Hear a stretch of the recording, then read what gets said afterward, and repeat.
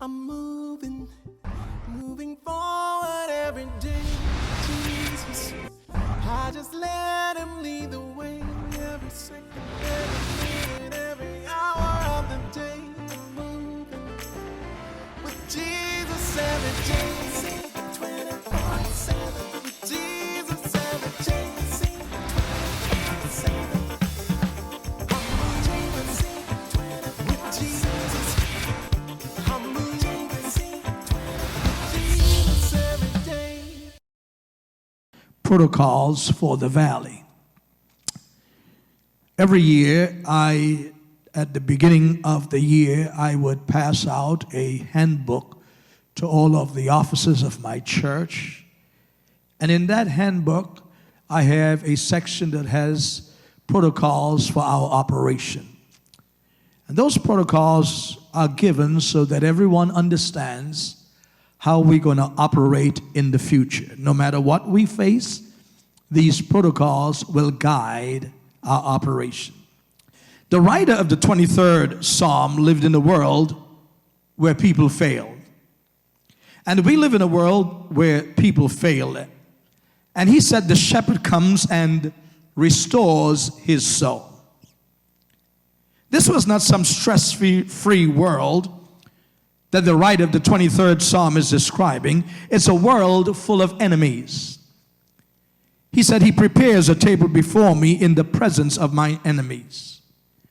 We live in a world, ladies and gentlemen, where people will not like you, and if given the opportunity, will wipe you out. And we live in a world where you can trip up and fall.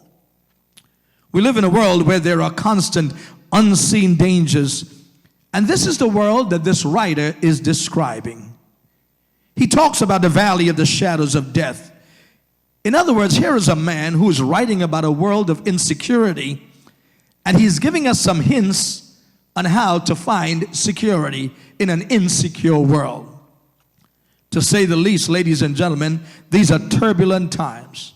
These are difficult times. These are horrendous days. These are sad days. These are fearful days. The great George Gershwin had a song that said, there is somebody I'm longing to see. I hope that she turns out to be someone to watch over me. And all of us in this world of enemies and failure and dangers and fear, we are constantly looking for someone to watch over us. And the writer of the 23rd Psalm says, the one who will watch over us is the good shepherd. The Lord is my shepherd, I shall not want. One of the great preachers of the 20th century was a man by the name of William Sloane Coffin. One day, tragedy struck the family of William Sloane Coffin.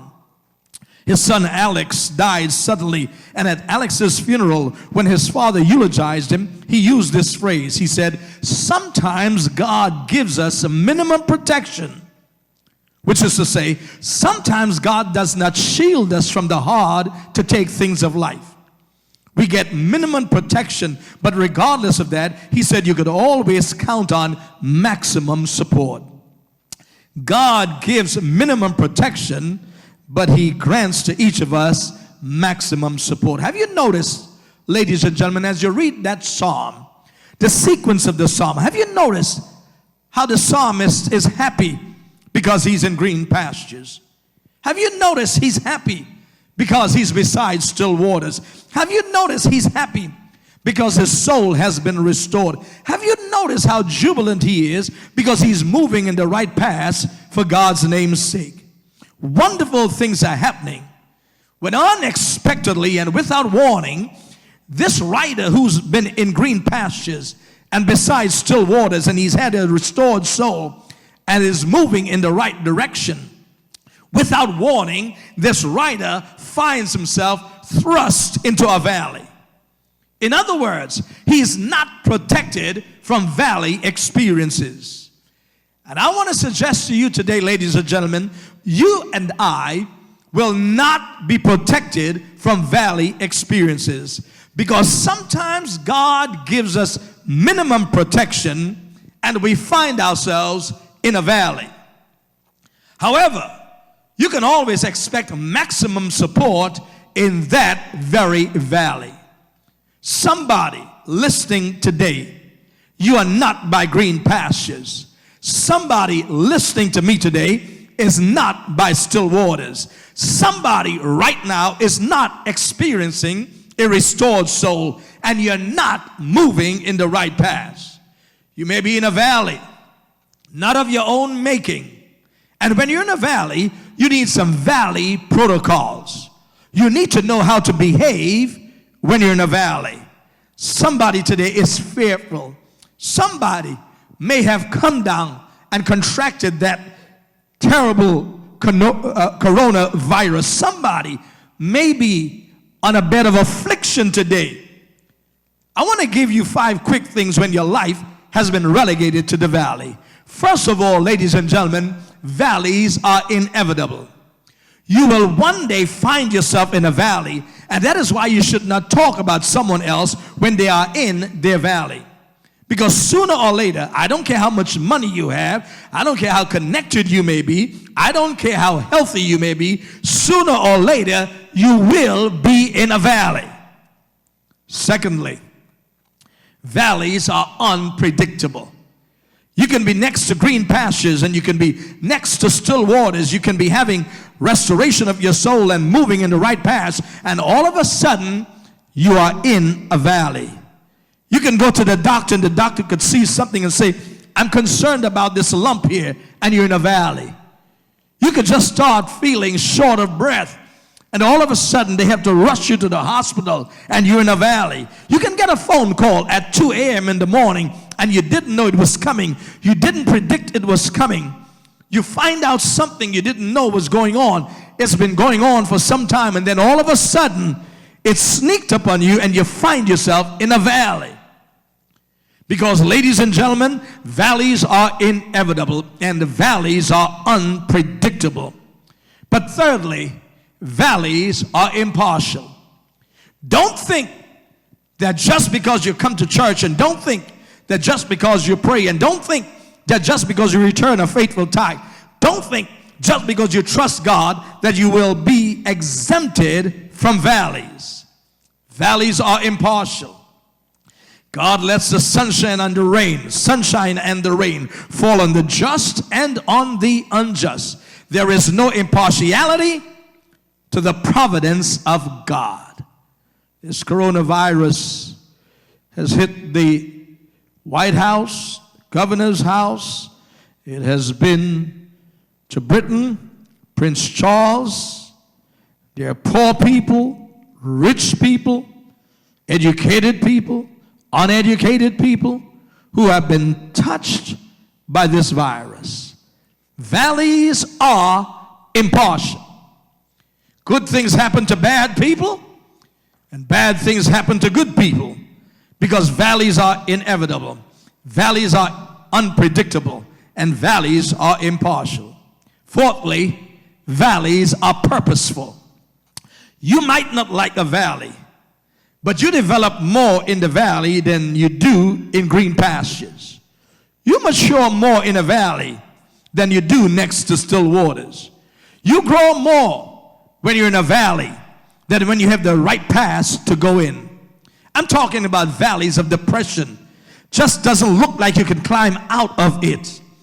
I'm talking about valleys of financial ruin when you can't make your money meet. I'm talking about valleys of ruptured relationships when you are in the middle of an unwanted divorce. But my brothers and sisters, if you are in a valley, and you will be one day, you've got to know what your valley protocol is. You've got to know what your response ought to be to your valley. Might I suggest a few things, a few attitudes, valley attitudes that believers need to have? First of all, I think this writer would say, in this climate, in this age, and on this day, you ought to refuse to be discouraged. And if you are discouraged in your valley, always remember where discouragement comes from. Discouragement always comes from your inner dialogue. Discouragement comes from your self-talk. Discouragement comes from the things you've been telling yourself. And whatever you tell yourself will either lift your spirits or lower your spirits. And if you are discouraged, it's because of what you've been telling yourself. That's why many people need a psychologist, they need a psychiatrist, they need a counselor, they need a therapist. Do you know why you need a therapist? Because you need a therapist to talk you out of what you talked yourself into. If you tell yourself, I can't make it, you won't. If you tell yourself, I'm done, you are. If you tell yourself, I'm finished, you will be. But if you tell yourself, the Lord will make a way somehow. If you tell yourself, this is not my first valley. If he brought me through the valley yesterday, he'll bring me through the valley today. If you tell yourself in the valley, no weapon formed against me shall be able to prosper, then you will not be discouraged. This man is in a valley, but he's not discouraged. Well, how can you tell he's not discouraged? I can tell because he said, yea, though I walk through the valley. He says, I'm walking through the valley. The valley is not my destination. The valley is a thoroughfare. It doesn't say he's sitting down, sucking his thumb. It doesn't say he's sitting there in a corner in a pity party. It says he's walking through the valley. And he knows he's in a valley because he says, I will fear no evil. He did not say, I wouldn't face any evil. He says, I'm going to face some evil, but I will not fear any evil because thou art with me. And I'm going to keep walking through my valley. Now, ladies and gentlemen, many of us want to run through our valley. We want to get through our valley real quickly. We want to hurry through the valley. You want your valley to just last 1 day or 1 hour. But God never told us how long we're going to be in the valley. When I was a student in the seminary close to 30-something years ago, there was a book by a preacher, and it was called Preaching Through the Storm. And he said that one of the things that he recognizes that God says weeping may endure for a night, but joy comes in the morning. He says what God never told us was how long that night was going to be. But God today, ladies and gentlemen, wants you to keep on walking through your valley. In other words, when you walk through the valley, even though it doesn't look like it, at least you're making progress. In other words, if I'm walking through my valley, I may be walking slowly, but I'm not where I used to be in my valley because I'm walking and making progress. You and I should thank God that we are still alive today. You and I should thank God that in spite of our circumstances, we are still here today and we can still praise Him on this Sabbath day. If you're in the valley, please refuse to be discouraged. And then there's another valley protocol I'd like to share with you. Expect to be directed when you're in your valley. Notice it says, thy rod and thy staff, they comfort me. The rod was a big stick, so when the coyotes were up on the cliff, looking at the sheep going through the valley, the only thing that comforted the sheep was this: he knew the shepherd had a rod that can keep the coyotes away. That's the protection. And then the staff was a long stick with a hook on it, so that anytime the sheep would get away, the shepherd can take the staff with the hook on it and pull the sheep back to himself. Because when we're in a valley, we get sometimes so despondent and so upset, so angry, so we stop coming to church. We stop praying. Valleys shouldn't cause you to run from God. Valleys should cause you to run to God. And if you run to God, God will give you some direction in the midst of your valley. The writer of the proverb says, trust in the Lord with all thine heart. Many of us trust in the Lord half-heartedly. We trust in the Lord a little bit and then we depend on the lotto or depend on somebody else. We just give the Lord a wink and a nod, but we don't depend on the Lord with all our hearts. If someone lets you down, you were not depending on him or her to hold you up in the first place. I'm not trusting in my money. I don't have enough of that, but I'm trusting God with all my heart. I'm not trusting in my health, but I'm trusting God with all my heart. Trust completely, without abandon and without reservation. Trust in the Lord, not partially, not a little bit. Trust in the Lord with everything you've got. And he says, lean not to thine own understanding. You see, when you're in a valley, your mind will tell you all kinds of things that don't make sense. But it's not about you trying to figure out everything. So don't lean on your own understanding and your perception of things and your reasoning about things. That reasoning could be way off. You can see things in a skewed way when you're in the valley. So don't lean to your own understanding, but in all your ways acknowledge him. In other words, keep on praising God in your valley. Keep on shouting about him and keep on worshiping him. And if you trust in the Lord and lean not to your own understanding, acknowledge his sovereignty, acknowledge his ability, and he will direct your path. Thirdly, rely on God to be delivered. God will deliver you from your valleys. Ladies and gentlemen, valleys determine what kind of a person you are. You don't determine what kind of a person you are beside green pastures or next to still waters. It is your valley that measures your maturity. Somebody said you could always tell what's what when you get in hot water.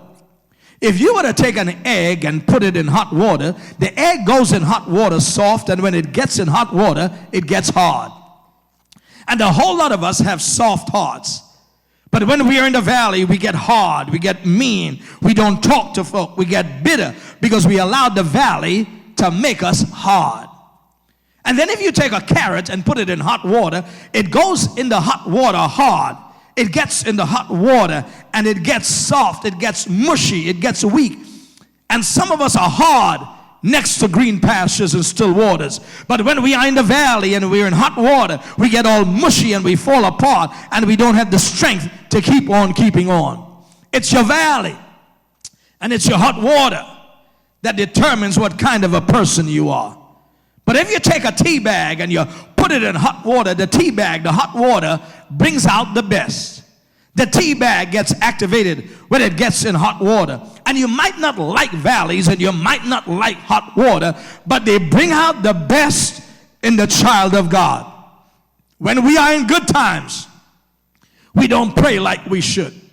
But when we're in a valley, we've got to trust God, because in most instances, nobody will be with you in your valley but God. I might as well confess to you today, ladies and gentlemen, this season of my life is my most prayer-filled season. I have the time to be at home to pray. I have the need to pray. Like everyone else, we are all fearful. But can I just tell you this? The fear of dying doesn't keep you from dying. It just keeps you from living. Right after 9/11, I was scheduled to preach at Andrews University at Pioneer Memorial Church. And I called them and told them, I'm not coming. Says, I'm not coming because I'm not getting another plane for the rest of my life. Well, the fear of dying doesn't keep us from dying. It just takes the life and the sting out of our living. We must learn to trust God even in fearful times. That's why when you read the psalm, it shifts in the persons.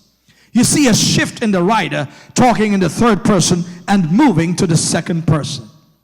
You see, there is first person. First person is who's speaking. And so I'm speaking. That's first person. Second person is who you're speaking to. And third person is whom you're speaking about. And all through this psalm, the writer is in the third person. He's talking about God. He makes me to lie down by green pastures. He's talking about God. He leads me beside still waters. He's talking about God. He restores my soul. He's talking about God. He leads me in the paths of righteousness. He's talking about God. Because when things are going well, all we do is talk about God. But when he's in the valley, this man moves from third person to second person. He said, yea, though I walk through the valley of the shadow of death, I will fear no evil, for thou art with me. You are with me. He's talking now to God. Because when things are going well, we talk about God. But when you're in the valley, you don't talk about God. We talk to God. And sometimes God has to let us go in a valley in order for us to talk to him. See, in good times, all you've got is religion. And a lot of us have a lot of religion. We go through the motions of religion. But when we're in a valley, we don't go through it with religion. What we need in the valley is a relationship with God. I got a call on Wednesday, I believe it was, from my brother. My brother is 59 years old. I only have one brother. He's my younger brother. He called. Everybody in my family has been baptized. Everybody. We were all baptized as children. The only one that was never baptized was my brother. Out of the blue, while we were talking in the conversation, he said to me, you know what? I want you to baptize me. I'm going to tell you this, ladies and gentlemen. God can bring good out of evil. My brother, for 59 years, never wanted to be baptized. But now, because of what's going on in this world, he asked to be baptized. I'm not saying there have not been times in our lives when God did not give us maximum protection. But you don't know you have maximum protection. In the words of William Sloane Coffin, God will give us minimum protection and maximum support. Maximum support enables you to live through some things. If someone had told you that before you went through it, that you would survive it, that you would not have believed that you could have survived it. The only reason you and I are able to make it through this pandemic is because God is giving us maximum support. And you will never know until you get to heaven, ladies and gentlemen, all the things that were coming to you that did not get to you, because the Lord gave you maximum support. You ought to thank God for not only what he has provided, but you and I ought to thank God today for what he has prevented. God has kept some stuff from getting to us. There were some diseases. There were some haters trying to get to you, but they didn't get to you because Jesus was a fence all around you. There are times you're not protected from loss, but you are protected in the loss. You're not protected from betrayal, but you're protected in it. You're not protected from hard trials, but you're supported in it. And if we had the chance to be protected from it, all of us would choose to be protected from it. But God knows what we need. Sometimes he says, I'll let all hell break loose, but I'm going to be with you, and I'll give you maximum support. Now, you know how you made it through your valley? It was God's support. Now, you know why and how you survived death? Because God gave you maximum support. Now, you know why you survived that miscarriage? Because God gave you maximum support. Now, you know how you got through your trauma? God gave you maximum support. Now, you know why you were encouraged when things were unfair? It's because God gave you maximum support. Now you know why you survived low money and no money, injustice and poverty, incarceration, divorce, terminal cancer, because God gave you maximum support. So today I wish I could promise you that you will always be protected and you will live in a world with no problems. But God has promised he will support you in your lion's den. He will keep you in your fiery furnace. I wish I could promise you that you would live in a world where there'd be no suffering, no disappointment, no disease, no dismay, no sickness, no sadness, no sorrow. No, but he will support you in stormy weather. He will support you in dark days and lonely nights. He will give you his grace. He has promised will be sufficient. His mercy will sustain you. Let the redeemed of the Lord say so. He didn't keep me from it, but he will keep me in it. I only gave you 4 things and I said 5. Valleys are inevitable. Valleys are unpredictable. Valleys are impartial. Valleys are purposeful. But what makes me shout is that valleys are temporary. The writer says, yea, though I walk through the valley. My brothers and sisters, we are walking through a valley. We don't know how long the night will be. We don't know what the end will look like, but we know that we are walking through. Through is a preposition. And you know what a preposition is? It's a preposition. In other words, while you are in it, you ought to have a preposition. Our preposition should be, this too shall pass. Can I ask you a question? Why should I feel discouraged? Why should the shadows come? Why should my heart be lonely and long for heaven and home? When Jesus is my portion, a constant friend is he. His eye is on the sparrow, and I know he watches me. So today, in the midst of all of this fear and death and decay and dying and sorrow, I sing because I'm happy. I sing because I'm free. His eye is on the sparrow, and I know he watches me. In my life, I've had minimum protection sometimes, but I've always had maximum support. You know, ladies and gentlemen, in this time of pain and heartache and fear and trepidation and turbulence and trouble, it's easy to lose our way and to lose our faith. I want to encourage you to think positive thoughts, to put your faith in God, to claim all of God's promises. I found myself watching the news 24/7 and being depressed. Now I watch the news just a little to get the facts. And then I go read a book.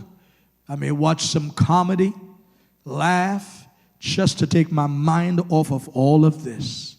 You've got to be very careful of what you allow to get into your mind that will affect your life's being.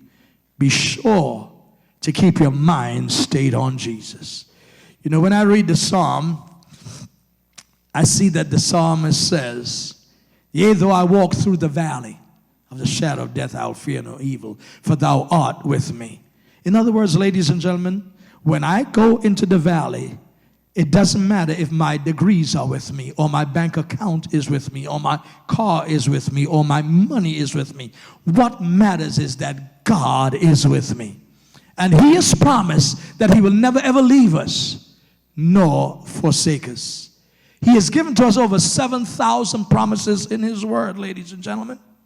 So that when we come to the place of the valley, and we don't know which way to turn, we don't know who to look to, and we are filled with sorrow and fear, and our hearts are failing us, the Bible says we should claim every promise.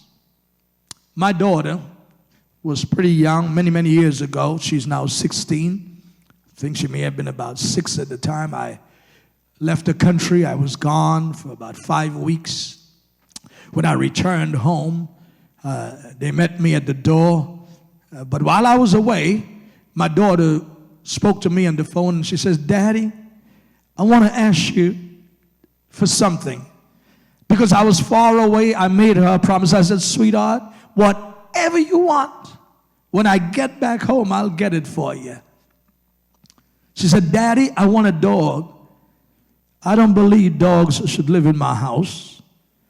But I said, yes, sweetheart, I'll get it for you.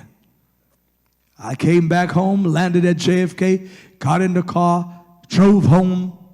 When I got home, my daughter ran to the door, my wife, everybody. And my daughter said to me, she said, Daddy, we're ready. I'm ready. Mommy is ready. Auntie Helen is ready. I went and sat in my chair, began to take off my clothes to relax. I said, what are you talking about? She said, Daddy, the dog. You said when you got back, you'll purchase the dog for me. I said, sweetheart, Daddy is tired. I just flew about 7 hours to get home and tired. Let's deal with that another day. She ran upstairs and started crying. My wife comes back to me, and my wife says to me, she's crying. So I go upstairs. I said, sweetheart, don't cry. Daddy is going to get the dog another day for you. And then she said something to me. She said, but Daddy, you said. The moment she said, Daddy, you said, I went back downstairs, put on my clothes. We got in the car. She says, the store is in Westchester County. Auntie Helen knows where it is. And they directed me to the pet store. I got there. And my daughter now sees all these dogs, and my wife goes and gets a dog, puts the little dog in her arm, and my daughter is scared of the dog. And I said to myself, God, you're a mighty good God. Thank you, Jesus. And I said to everybody, get back in the car immediately. And my wife said, no. My wife goes and gets another dog, and she comes and she holds the dog close to my daughter, and they're both holding the dog. After a while, my daughter says, Daddy, this is the one. I paid $1,500 for that dog. I'm still paying for the dog 10 years later. But you know what? When my daughter said to me, Daddy, you said, in the book of Isaiah chapter 43, Isaiah said that whenever we come to God, we must throw the promises of God right back in the face of God. Whatever you're going through today, whatever you are experiencing, whatever emotions you are having, I want you to know today, God gave us 7,000 promises, and you ought to throw those promises right back in the face of God. When you feel like you can't make it, remind God that He says, whatever He started in you, He'll complete it. Whenever you feel, ladies and gentlemen, like the burden is too much, remind God that He says He will never leave you or forsake you, and that He'll carry every burden with you, and you can cast every care at His feet. Whenever you feel like you don't know which way to go, you can ask God to direct your path. Whenever you feel like the enemy of your soul is pressing heavily against you, remind God that the weapons of our warfare are not carnal, and that He said He will bring down these strongholds. Trust in the Lord. Delight thyself also in the Lord. In all thy ways acknowledge Him, and He shall direct thy path. I pray today, ladies and gentlemen, my brothers and sisters, that this word of hope and comfort will guide us, remain with us, germinate in our lives to bring forth fruits of hope and courage and comfort. Have no fear. Replace your fear today with your faith. Yea, though I walk through the valley, we're going to go through it. We'll come out on the other side. We'll have much to thank God for. And on that first day when we come back to church, I believe a whole lot of people will be dancing and shouting, because our God is a great God. He says He'll fight your battles, because the battle is not yours. It is the Lord.